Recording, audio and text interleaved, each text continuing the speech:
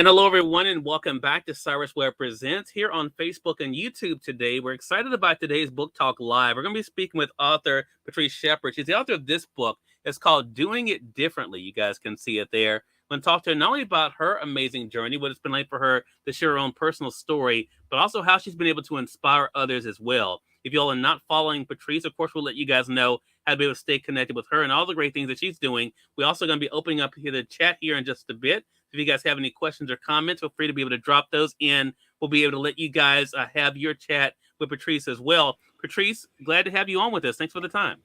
Hello, good morning. Thank you so much for having me. Hey, glad to do it. So as I mentioned, you're the author of this book, Doing It Differently, that people can get now on Amazon. I want to talk about this experience because even before writing the book, Patryce, of course, you've been someone who's been able to use public platforms. What has it been like for you now to use your platform to share your story in the book? I'm going to tell you, it's been amazing. I started my Facebook page in 2018. It was after my breast cancer diagnosis. And honestly, I wasn't really the social media type. I didn't really understand it and understand how it could create a platform for you. But I decided to join because I wanted to share my story. That's what I wanted to do. Yeah. I wanted to just share my story. I wanted to talk about breast cancer. I wanted to talk about how it was affecting me, how I was seeing that I was able to help other people. And in that, oh my goodness, Cyrus, I've been so surprised and amazed at just how many people it's actually reaching. My story is reaching people, is touching lives, and the book is all around the world right now. So that's pretty exciting. Yeah. And I think, Patryce, for a lot of people, when we're talking about something personal, like, any kind of diagnosis, but especially when it comes to cancer, because there are, of course, a lot of questions that come up, which you address in the book. You and I had a great conversation about that on the radio show, Conversations Live. But could you have imagined, though, even if you were going to write a book before the cancer diagnosis, could you have imagined that this would be the book that people get to know you for? I had no idea. So I knew, and I think you and I talked about this once before. I knew that I was going to do something special in the world. I knew that I had a gift. When I was in third or fourth grade, I was young, and one of our teachers, she talked to us about, the names of streets, that they're named after people, in libraries, they're named after people, in schools, and these big buildings. And so she told us all that they were named after people, and most of them were things that people had done for humanity, great things that they had done, that they had left their mark, and they made a big impact on the world. And then that's why their name was on a building. And I knew from a young girl, that third or fourth grader, that my name was going to be on the building, that I was going to do something great and big to impact people. But little did I know that it would be because of a book that I wrote. Little did I know it would be because of a diagnosis, something that people look at and wished that would have never happened to them. It's amazing, Cyrus, that now I look at my breast cancer journey differently. I actually look at it as an opportunity. So I would have never in a million years have guessed that what people would know me from is Doing It Differently, a book that I wrote about breast cancer. Yeah. And not only that, I noticed, and I didn't even tell you this, Patryce, but when you and I first connected, and shout out to Earl Hall for kind of connecting us together, one of the things I always do when I'm prepping for any segment is I'll go in now and try to find my guests on different social media sites. And I actually found pictures of you on Twitter. I know Twitter's not a place that you're on a lot now, but found pictures of you on Twitter while you were going through your journey. And I thought, you know what? It is so amazing. We've all have heard that saying, Patryce, that they're thankful they don't look like what they've been through. Talk to us about getting through, because every day has not been perfect for you. Every day has not been optimistic. But what has it been like for you to kind of reflect on the journey that got you to where you are today? Well, reflecting on the journey, well, first of all, I want to stop and say, well, that's exciting that you saw me on Twitter. I'm not even on the Twitter platform. So the fact that I'm there. Yeah. There was some. They had used some quotes of yours, an organization that I think had shared your story with for breast cancer. They had your picture there, as well as some quotes from you. That's amazing. Yeah, that's awesome. And so I just on the journey that I've been through. Many times we're all faced with situations of adversity, Cyrus. Mhm. That's just a part of the human experience. We're going to Yeah. be faced with a situation of adversity, and that's the thing that we cannot control. Hmm. What we can control is our thoughts, our words, and our actions. What we do, how we think, how we Yeah. talk about it, if we're positive, if we're negative. Those are the things that we can control. And so, what I decided, a couple of years before I was diagnosed, is, we all have what I like to call those hindsight 2020 moments, Hmm. where when we're faced with a situation of adversity and then we look back on it a year from now, 30 days from now, whatever it is, 6 months from now, we wish that we had done things differently because we see that the situation maybe wasn't as bad as it seemed, or we were able to get out of it in a different way than what we thought. Mm. So when I look back on my journey, Cyrus, what I'm looking back at is I'm seeing that I decided to do it differently. So what I did is I faced the situation. First of all, I trust the process and I embraced it. Mm. And then I said, I'm going to look at this from a positive perspective. I'm not going to look at this from the negative. Of course, we know when we're diagnosed, when we hear we've had cancer, we automatically think it's a death sentence. And I did go through that. I'm going to be honest. I had those immediate raw emotional feelings, but I had to quickly get over that. And so what I did is I said, what is the end result? What do I want to get out of this situation? And therefore, I said I wanted to be the most influential speaker, advocate in the breast cancer community. That's what I wanted to do. And so now I'm adding author onto that. But if I Yeah. want to be the most influential author, speaker, and advocate in the breast cancer community, if that's out here my goal, then what I know is that everything that happens as I go through the journey is meant to happen so that I can be what it is that I declared that I want to be. Yeah. So therefore, when I went through my journey, there was hard days. Of course, there were hard days. There were days when I cried. There were days when I was happy. There were days when I was sad. Days when I was like, when is this going to be over?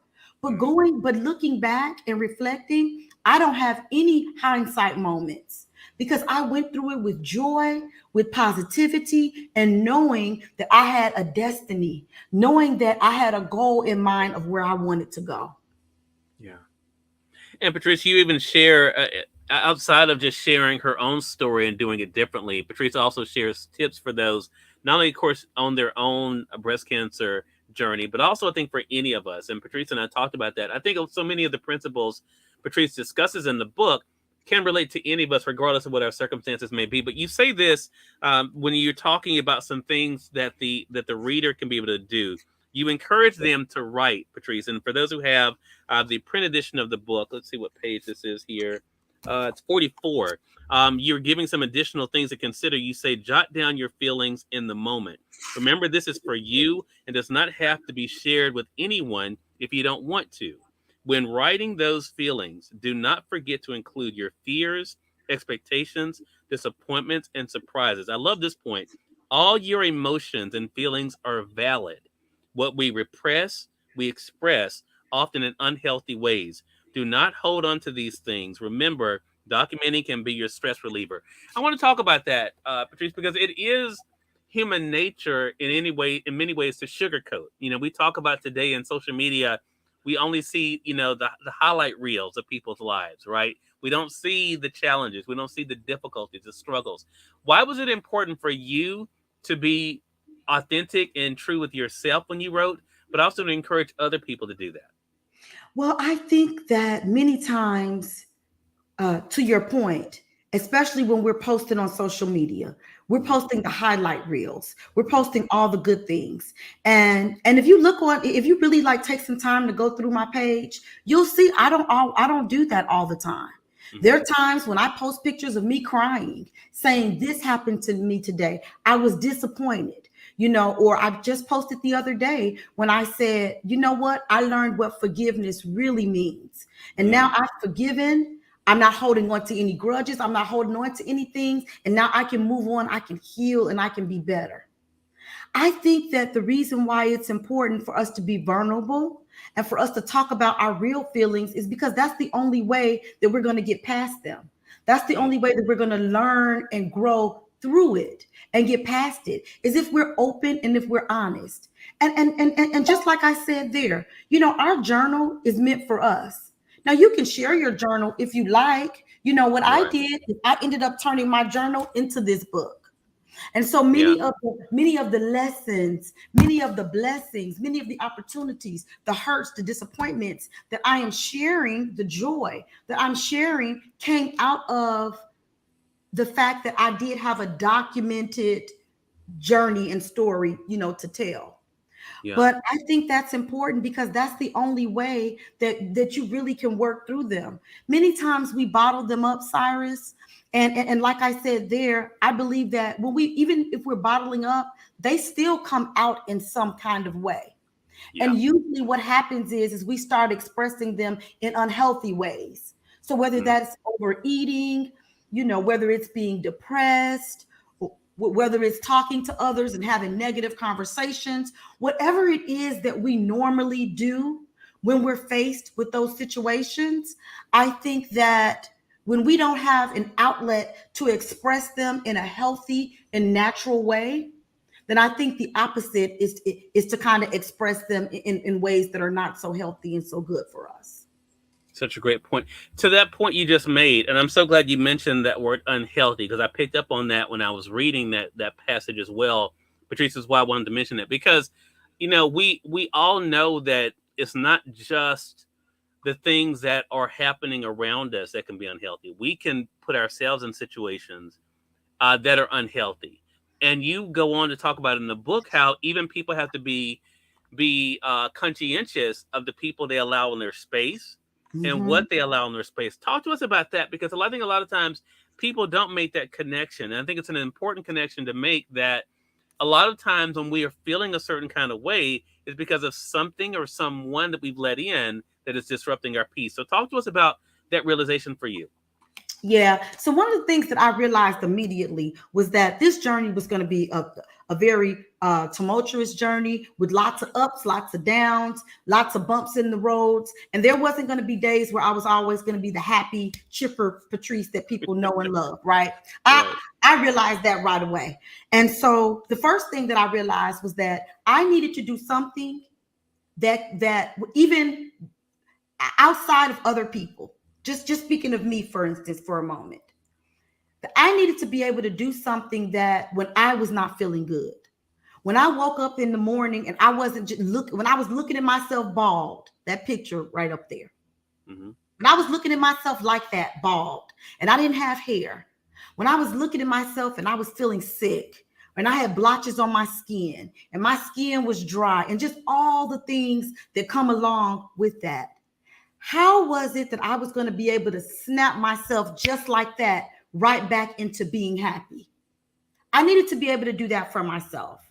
So Yeah. what I did is, not only did I journal, I also, and I talk about it in the book a lot, where I wrote sticky notes. And on Mm-hmm. those sticky notes, I wrote these positive words, and I placed them all over the place, Cyrus. They were on my bedroom, on the headboard. They were on the mirror in the bathroom, the mirrors in my room. And what I wanted to be able to do is I wanted to be able to snap myself right back into happiness or into joy. So I had those words and I would read them, and they were affirmation words, positive words that I could say to myself over and over again, that I could see them everywhere I went. But then what I ended up doing is I ended up making them into these cards. So there's some affirmation cards. And on the Mm-hmm. other side of them, they're words. They're just positive words that I can just say over and over again. And I still use them to this day, Cyrus, because every day is not a good day. Yeah. Every day is not a happy day. But we don't want to stay there. So it's okay to experience those emotions. It's okay to feel those emotions, but then just to get right on past them. And this is my way to snap myself right back into that happy space or that positive space. Mm-hmm. So then that's what I do for myself. But then there's outside forces. And so a lot of times, people are not always considerate or Right. considering what they're saying or how it's going to land on the other person. And as you and I discussed before, we're going to give people the benefit of the doubt, though, right? Mhm. So we're going to give them the benefit of doubt and feeling like that they're not recognizing it and realizing how it's landing on us. Right. And so it's so important for us to make sure that the people that we're surrounded with are people who are positive, are people who are loving, are people who are going to understand. And in a situation like breast cancer, you're going to need to be very vulnerable, and people are going to need to come in and help. So just making sure that the people who we have around us are people who are going to support us in that positive way that we were talking about before. Right. One of the things you talk about too is relationship with doctors, and you can give some examples, Patryce, in the book of the doctors that you were able to have, and I think you even bring up something. Well, I'll come back to that point, but I just thought about as I was saying that something else you mentioned in the book, and that is a lot of things we take for granted, and I thought about that just as you were just talking, because there are certain things like myself. I have one doctor. One doctor Mhm. is the only thing I see. I don't take any medications or anything, so I don't have any specialists or anything I have to see. But one thing you talked about, and you mentioned that, especially when it comes to women, a lot of women may have two doctors, right? But you had more than two. So talk to us about appreciation, because that just made me think about when you were talking, there are so many things we take for granted, right? We get up, and I do it. I have to catch myself sometimes, because just getting up, sometimes we can take that for granted. We can get up without any assistance, without having any guardrails, on the bed, or having have someone to take us, to go to the bathroom, or to have someone to fix for us. How did your appreciation for the little things in life? How did that become more amplified, Patryce? Well, there are very specific examples Mm-hmm. throughout my journey that had me look at life from a total different perspective. Mm-hmm. And one of them I talk about from the very beginning. It's in the very beginning of the book. I believe it's in the introduction, Mm-hmm. where I talk about, so when you're going through chemotherapy, it's cumulative, meaning that you take the first dose and it's not so bad. But as you take the second dose, as I took mine 2 weeks later, well, the first dose is still in your body and it's activating. So now you have two doses that are together, working together. And then as you take the third and the fourth, and it goes on and on. Well, I can specifically remember a day, at the time my son was a teenager in high school, and, I had to use the restroom. But I was so tired. I was so drained. I couldn't move that I literally like had used the bathroom in my bed right where I Mm-hmm. was. And so that moment right there, looking back and reflecting on it, to where my son had to come home and see me like that and then Mm-hmm. help me clean myself up, clean the bed, that was humbling. Yeah. That was a humbling moment. And then when I look back on it and just think about, that was only a period in time for me. That was something that happened in that moment while I was sick, while I was Right. going through. But Cyrus, think about how many people are in that position, and they're in that position every day. Yeah. Like, this is really a part of their existence. Right. This is a part of, for whatever reason, whether it's a sickness or old age or whatever it is, this is something that they're experiencing every day. Mm-hmm. And so there were those moments throughout my throughout my journey, and some other moments as well. Maybe the other ones are not related to something of that nature, but just something mentally that I may have been going through. Sure. Looking in the mirror and going, I had a big curly afro. And then one day in the mirror, waving my hand through my hair. And then I look down and I have a handful of hair there. And then actually having to make the decision to shave my head and to be bald. Yeah. But that right there was an emotional moment for me. Mm-hmm. But then I think about the women every day who have to live in that reality because maybe of alopecia or some type of condition that they have with their head. Right. So there's certain moments throughout the journey that I would say gave me a realization of just how grateful I am that in this moment, this was my situation. But thank God I don't have to live that way every day. And then it just goes back again to the point that, that I was making, that when you're in the journey, and remember, I declared that I was going to be here. So everything that happened needed to happen, because what it does now, Cyrus, as I'm touring and as I'm going across the country and that I'm meeting women and talking to women, I have different moments and different things that have happened to me that allow me to relate to so many different women. Yeah. And so those things that I went through on that journey, those obstacles, filing bankruptcy, all of the things that I ended up having to go through, what it does now is what I looked at as an obstacle is now an opportunity for me to share, for me to minister, for me to talk to, and for me to help someone else. So that for all of that, I can say that I'm truly grateful. Yeah. What is your hope, Patryce, as you are traveling, as people are picking up the book? And we definitely want our audience on Facebook and YouTube to go ahead and get your copy of Doing It Differently. Again, the subtitle is An Empowering Approach to Thriving Through Breast Cancer. Again, a positive way of being able to look at what can be a very difficult journey. But what is your hope, Patryce, as people hear your story, read your book? What do you want it to do for them? What I really wanted to do is I want people to understand that really this book is not about breast cancer at all. What this book is about is it's about a mind shift change. It's about a paradigm shift. And doing it differently is not just the title of my book. Doing it differently is a lifestyle. Yeah. Because what I want people to do is I want them to look at it and understand again that yes, we're all going to face situations of adversity and things are going to come at us and they're not going to be so happy. Things are going to come and things are going to shake and rock our world. But it's about the way we view them and us controlling the things that we can control.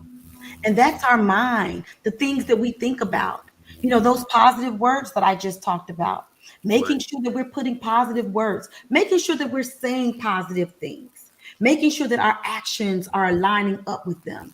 And Cyrus, I believe that, if we truly believe, because here's the thing that I was talking about with one of my girlfriends the other day. We were saying that we say all the time we have these cliches and these sayings. And one of them is that God will not put more on us than we can bear, right? We say that and we say that we mean it and we think we believe it. But then when we're faced with something that's hard, we don't act as if we know that this is something that we can bear. Mm. Right. And so, what I want people to get from this book is I want them to know that we have an opportunity to do it differently every single day. We have an opportunity to think different. We have an opportunity to speak different. And we have an opportunity to act differently so that we can have different and positive results in our lives. Such a great message. Again, everyone, Patryce Sheppard has been our guest. Doing It Differently is the book. Again, the link to Amazon is actually with this broadcast. Patryce, another great conversation with you. I know we're going to be having another one on Amazon Live soon, but let our audience know, how can they stay connected with you? So I would love for them to follow me on Facebook. My name is there. It's Patryce with a Y. It's Patryce. My last name Sheppard, Sheppard.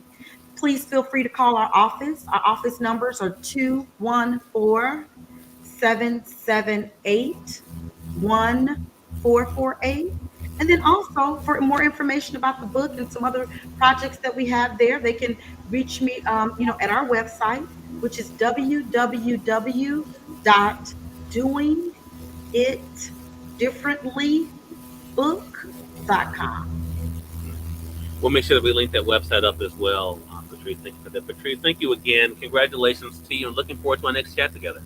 Yeah, so much. Thank you, Cyrus, for having me. Hey, glad to do it. And we thank you all for watching another great episode of Cyrus Webb Presents here on Facebook and YouTube. Again, make sure you guys get Patryce's book. Really encouraging. I've already written my review on Amazon. You all can find it there. But definitely get the book. Share your thoughts with Patryce. Let other people know as well. And as the website she mentioned there, doingitdifferentlybook.com. we'll make sure that link that up for you guys too. Until next time, I'm Cyrus Webb saying thank you all for watching. We'll talk to you soon. Take care.